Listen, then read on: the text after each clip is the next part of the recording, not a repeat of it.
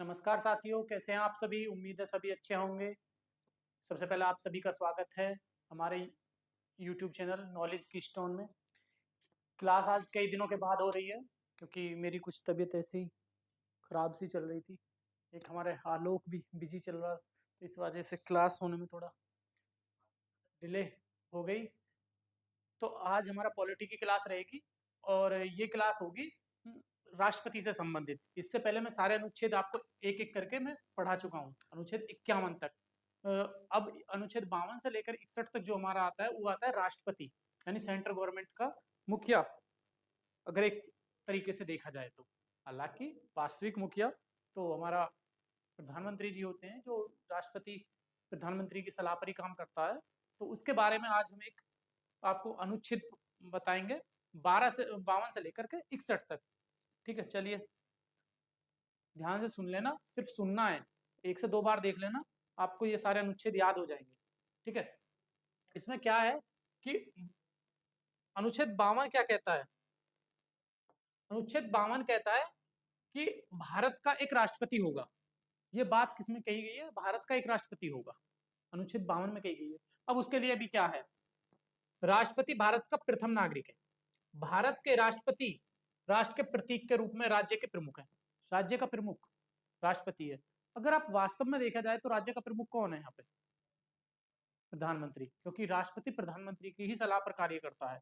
तो इसलिए संवैधानिक तरीके से देखा जाए तो ये है राष्ट्रपति, और वास्तविक तरीके से देखा जाए कार्यपालिका का प्रधान जो है हमारा वही है। ठीक है, भारतीय गणराज्य के वरीयता क्रम के अनुसार, जिसमें भारत सरकार के में पदाधिकारी और अधिकारियों के गणमान्य व्यक्तियों को उनके पद और पद के अनुसार सूचीबद्ध किया गया है। तो देश राष्ट्रपति देश में सर्वोच्च अधिकारी है। यानी अगर देखा जाए भारत में सबसे ऊंचा पद किसी का है तो वो किसका है? हमारे प्रेसिडेंट का, राष्ट्रपति का। इससे ऊपर और किसी का नहीं है। ठीक है, अब इसमें आते हैं हम। अनुच्छेद 13 क्या कहता है? कार्यपालिका शक्ति। किसमें निहित करेंगे कार्यपालिका शक्ति? कार्यपालिका शक्ति निहित होंगी हमारे संघ की जितनी भी कार्यपालिका शक्ति है वो राष्ट्रपति में निहित है। ये बात अनुच्छेद 13 में कही गई है। संघ की कार्यपालिका शक्ति भारत के राष्ट्रपति में निहित है। वह इसका प्रयोग सीधे तौर पर कर सकता है या अपने अधीनस्थ अधिकारियों के द्वारा कर सकता है। तो अधीनस्थ अधिकारी कौन है? हमारे प्रधानमंत्री। उनके द्वारा ये अपना शक्तियों का प्रयोग करेगा। ठीक है, भारत का राष्ट्रपति भारत की रक्षा सेनाओं का सर्वोच्च कमांडर होता है। ये क्वेश्चन कई बार पूछा गया है कि तीनों सेनाओं का सर्वोच्च कमांडर। ठीक है, रक्षा सेना, तीनों सेनाओं का सर्वोच्च कमांडर कौन है? तो आप मत लिख देना, कभी लिख दो एयर चीफ मार्शल या फिर एडमिरल वगैरह लिख दो, नहीं, वो सबसे ऊपर है राष्ट्रपति। तीनों सेनाओं का सर्वोच्च कमांडर राष्ट्रपति होता है। कई बार कई क्वेश्चंस में पूछा गया, अब तो खैर पूछते भी नहीं है क्योंकि काफी पुराना क्वेश्चन हो गया है। वह केंद्र सरकार की कार्यपालिका का प्रमुख होता है। भारत के राष्ट्रपति के पद से जुड़ी योग्यता, कार्यकाल, चुनाव, महाभियोग, इन पर अब हम चर्चा करेंगे। ठीक है, इसमें क्या है, भारत के राष्ट्रपति का चुनाव अनुच्छेद 324 और अनुच्छेद 54-55 इनके अंतर्गत किया जाता है। ठीक है, अनुच्छेद 324 याद कर लेना, ये एक बार पूछा गया है उसमें क्या बोलते हैं, सीपीओ में, सीपीओ के एग्जाम में पूछा गया है। भारतीय संविधान के अनुच्छेद 324 के अनुसार भारत में राष्ट्रपति चुनाव भारतीय चुनाव आयोग द्वारा आयोजित किया जाएगा, जो स्वतंत्र और निष्पक्ष होगा। ठीक है, और इसकी एक चुनाव कराने की एक प्रक्रिया है, उसे बोलते हैं एकल संक्रमणीय मत प्रणाली। ठीक है, उसको मैं अभी समझाऊंगा कैसे कैसे इसका इलेक्शन होता है। और इसमें होता क्या है, मतों का कोटा बराबर क्या होता है, डाले गए कुल वैध मतों की संख्या, निर्वाचित होने वाले उम्मीदवारों की संख्या यहाँ और उससे एक ज्यादा। ठीक है, अब कहेंगे ये कौन वोट डालेगा? हम तो प्रत्यक्ष रूप से डालते ही नहीं राष्ट्रपति के लिए वोट। कौन डालता है राष्ट्रपति के लिए प्रत्यक्ष रूप से वोट? कौन डालता है? आलोक, कभी गए हो राष्ट्रपति के लिए वोट डालने? नहीं गए। इनके लिए जिनको हम चुनते हैं ना, वो इनके लिए वोट डालते हैं। यानी सभी निर्वाचित राज्य की विधानसभाओं के निर्वाचित सदस्य और हमारी जो संसद है, संसद के निर्वाचित, दोनों सदनों के निर्वाचित सदस्य, वो वोट डालेंगे। मनोनीत सदस्य इसमें वोट नहीं डालते। हाँ, मनोनीत सदस्य इसके महाभियोग में पार्टिसिपेट जरूर करते हैं। ठीक है, मनोनीत जैसे राज्यसभा में 12 पदों को मनोनीत कर सकते हैं और लोकसभा में 2 को कर सकते हैं राष्ट्रपति, या फिर ऐसी राज्य विधानसभाओं में कोई कला, साहित्य या विज्ञान के क्षेत्र से जुड़ा हुआ व्यक्ति और वो मनोनीत किया गया है, तो वो राष्ट्रपति के चुनाव में भाग नहीं लेगा। ठीक है, ये बात दिमाग में बैठा लो। राष्ट्रपति का चुनाव अनुच्छेद 54 में कहता है, भारतीय संविधान का अनुच्छेद 54 भारत के राष्ट्रपति के निर्वाचक मंडल से संबंधित है। अब इसके निर्वाचक मंडल में कौन कौन होंगे अभी बताऊंगा मैं।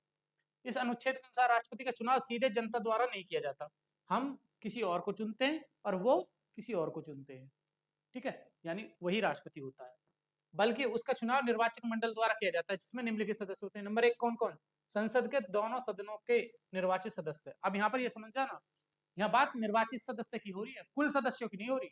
निर्वाचित का मतलब जो चुन करके आए, वोटिंग होकर के आए, मनोनीत होकर के नहीं।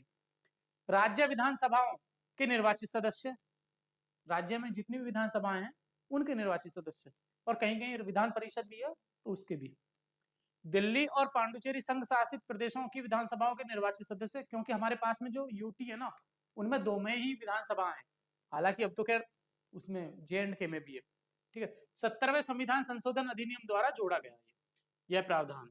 कौन किस किस का? दिल्ली और पांडिचेरी का, बाकी का नहीं। तो यहाँ पर क्वेश्चन यहाँ से बन सकता है कि 1992 में किस अनुच्छेद द्वारा या किस अमेंडमेंट द्वारा जोड़ा गया कि दिल्ली और पांडिचेरी के जो सदस्य हैं, विधानसभाओं के सदस्य हैं, वो वोट डालेंगे राष्ट्रपति के लिए। तो ये 70वां संविधान संशोधन हुआ था 1992 में, याद कर लेना। राष्ट्रपति चुनाव का विवरण ये 55 में कही गई बात है, अनुच्छेद 55 कहता है इस बात को। अनुच्छेद 55 भारत के राष्ट्रपति के चुनाव के तरीके से संबंधित है, और इस अनुच्छेद के तहत प्रावधान इस प्रकार है।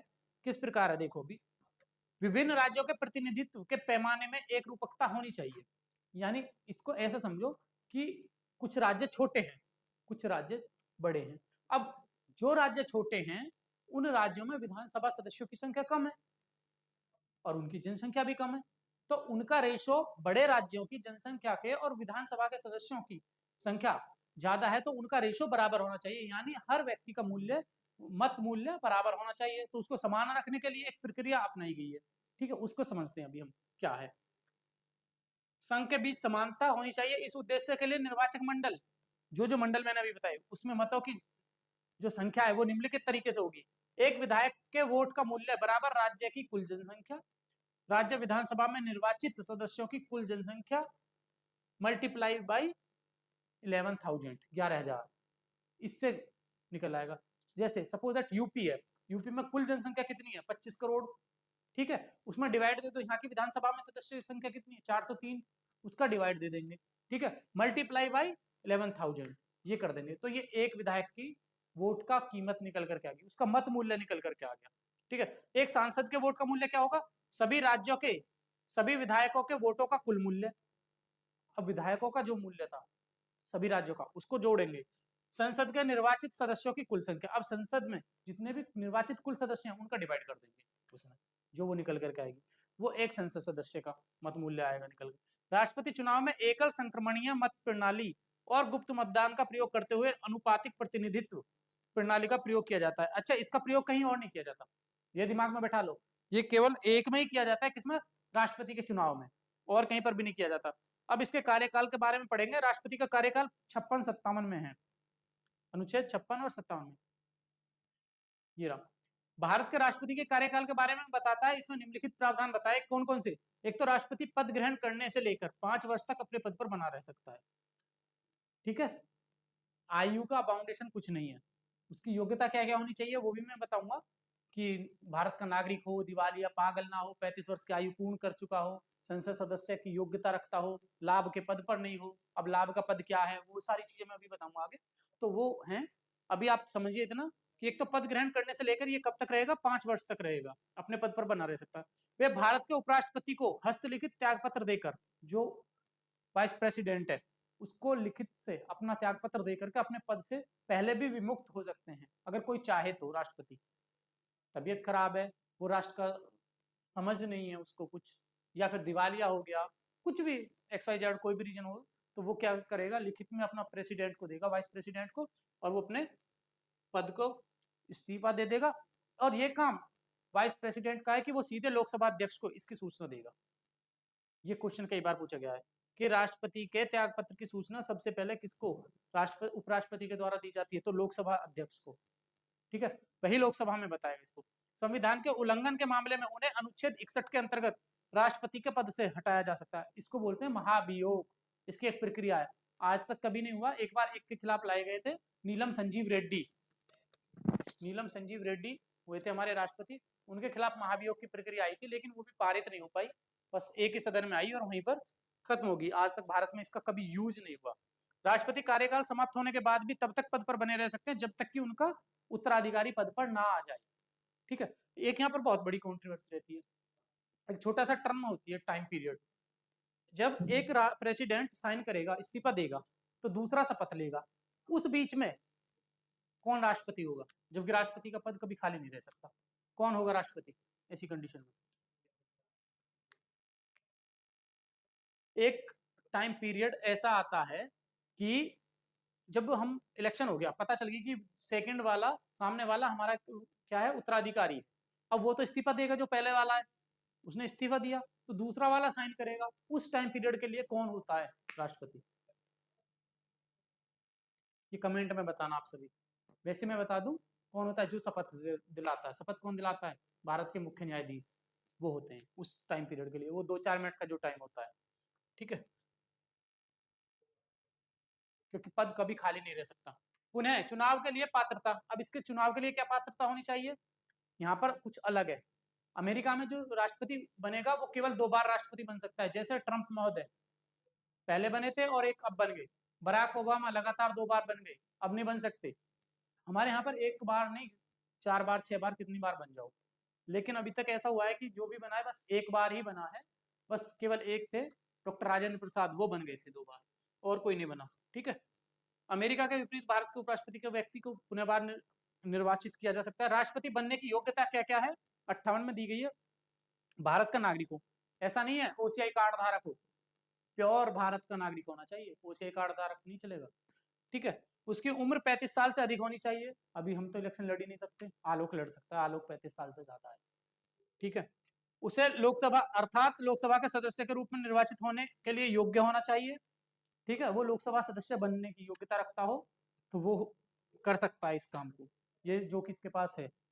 वह संघ, राज्य सरकार या स्थानीय या सार्वजनिक प्राधिकरण के अधीन किसी लाभ के पद पर नहीं होना चाहिए। ये बहुत बड़ी टर्म है यहाँ पर। लाभ का पद क्या होता है? लाभ का पद ये सरकार बार बार ना ये डिफाइन करती है कि लाभ का पद क्या है। लाभ के पद को सरकार ने अलग अलग बताया गया है, यानी कि कोई भी गवर्नमेंट जॉब पर ना हो, और जो उसने अपनी कैटेगराइज कर रखा है ना, कैटेगरी दे रखी है। अब आप कहेंगे प्रणब मुखर्जी है, प्रणब मुखर्जी पहले मंत्री थे, वित्त मंत्री थे, ठीक है, और वो राष्ट्रपति बने। पहले उनको अपने पद से त्याग पत्र देना पड़ा वहां पर, उसके बाद में राष्ट्रपति बने, क्योंकि वो पद कैसा था? लाभ का पद। तो ऐसा कोई भी व्यक्ति जो किसी लाभ के पद पर होगा वो नियुक्त नहीं किया जा सकता। कभी सोचो कि मैं राष्ट्रपति बना रहा हूं और एक जॉब भी करता रहा, ऐसा नहीं हो सकता साथ के साथ। ठीक है, भारत में प्राकृतिक जन्म खंड की शर्त जन्म वंश के आधार पर कोई नागरिक संविधान की तरह राष्ट्रपति चुनाव के लिए योग्यता, ये आपके मतलब की कोई बात है नहीं, इसको स्किप करो। राष्ट्रपति पद की शर्तें क्या क्या है?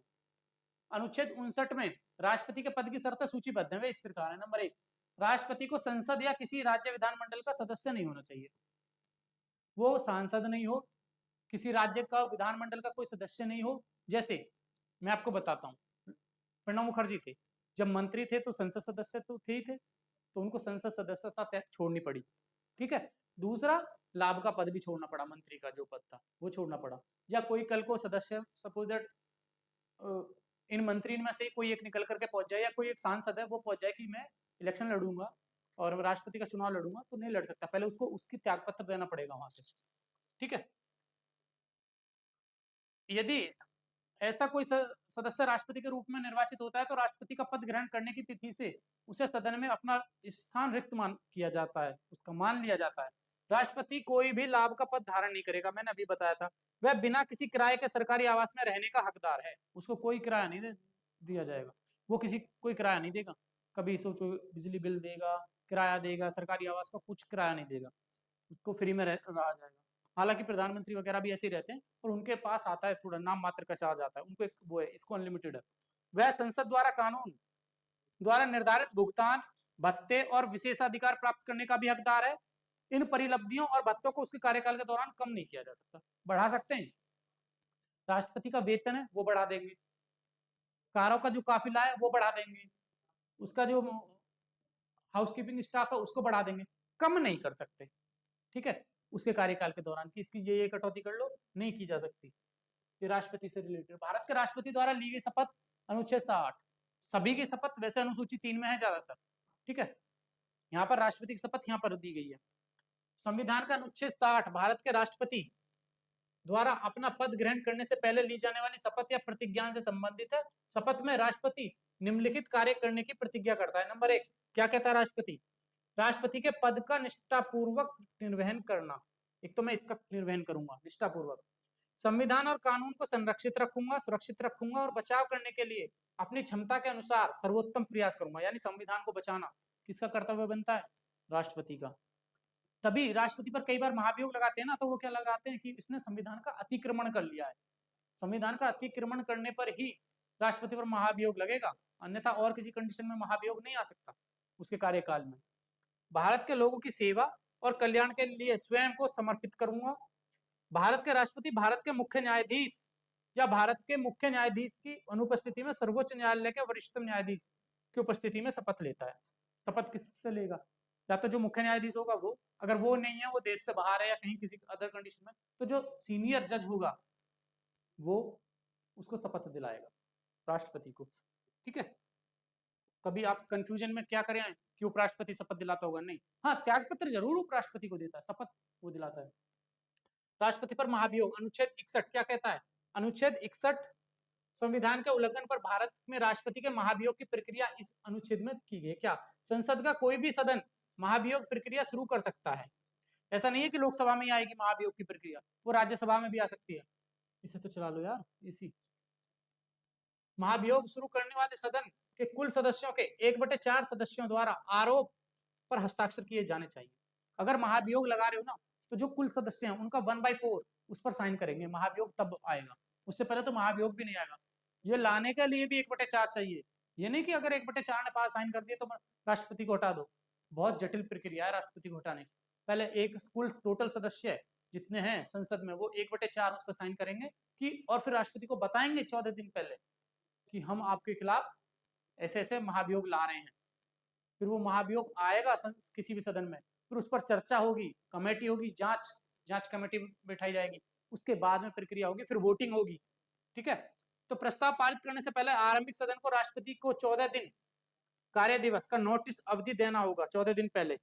नोटिस अवधि के बाद प्रस्ताव को संसद सदन की कुल सदस्यता के 2/3 बहुमत से सदन द्वारा पारित किया जाएगा, यानी 75%। 2/3 कितना होगा? कितना होगा सर? 2/3 66.66%, ठीक है। इतने परसेंट लोग उस पर साइन करेंगे तभी होगा।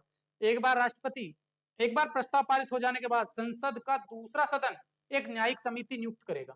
इससे पास हो गया, फिर दूसरा सदन न्यायिक समिति बनाएगा और उसके बाद में उस पर वोटिंग होगी, वो भी ऐसी पास करेगा, तब राष्ट्रपति का पद रिक्त माना जाएगा। ऐसा नीलम संजीव रेड्डी के कार्यकाल में हुआ था, बट वो एक सदन में से ही पास हुआ, दूसरे में जो जांच की गई वो फेक पाई गई, उसमें कुछ नहीं हुआ था राष्ट्रपति के खिलाफ जो आरोप थे। जांच के दौरान राष्ट्रपति वकील के साथ उपस्थित होकर आरोपों का बचाव कर सकता है। यदि राष्ट्रपति आरोपों में दोषी नहीं पाए जाते तो प्रस्ताव निरस्त हो जाएगा। दोषी पाए जाने की स्थिति में प्रस्ताव को सदन की कुल सदस्यता के, फिर कुल सदस्यता आएगी यहाँ पर, 2/3 बहुमत से दूसरे सदन द्वारा पारित किया जाएगा। प्रस्ताव पारित हो जाने की तारीख जिस दिन से हुआ है प्रस्ताव पर साइन हो गई, उसी दिन से उसका पद रिक्त समझा जाता है और फिर 6 माह के भीतर राष्ट्रपति का चुनाव कराना आवश्यक है। राष्ट्रपति इतने कौन रहेगा? कार्यवाहक राष्ट्रपति कोई ना कोई, ठीक है। राष्ट्रपति का कार्यकाल में अनुपस्थिति और रिक्तता क्या है? अनुच्छेद 62 राष्ट्रपति के पद की रिक्ति को भरने के लिए चुनाव कराने के समय और कार्यकाल 62 में दिया गया है। राष्ट्रपति की रिक्ति को भरने के संबंधित प्रावधानों संबंधित वे किस प्रकार है? देखो, एक तो 2-3 कंडीशन में राष्ट्रपति का पद खाली होगा। कब कब? जब राष्ट्रपति की डेथ हो जाए अपने पद पर रहते हुए, राष्ट्रपति देश से बाहर चले जाएं, किसी को और नॉमिनेट करके देंगे, या उन्होंने खुद से इस्तीफा दे दिया हो, या उन पर महाभियोग लग गया हो, इस कंडीशन में हो सकता है, ठीक है। तो कार्यरत राष्ट्रपति की मृत्यु, त्यागपत्र या पद से हटाए जाने के कारण राष्ट्रपति पद की रिक्ति को भरने के लिए चुनाव 6 महीने के भीतर कराया जाना अनिवार्य है, ठीक है। ये फिक्स है 6 माह के भीतर, इससे ज्यादा कुछ नहीं। चलिए, उम्मीद है आपको समझ आया होगा। एक एक अनुच्छेद 1 से 2 बार देख लेना इसको, आपको सारे डाउट क्लियर हो जाएंगे। धन्यवाद।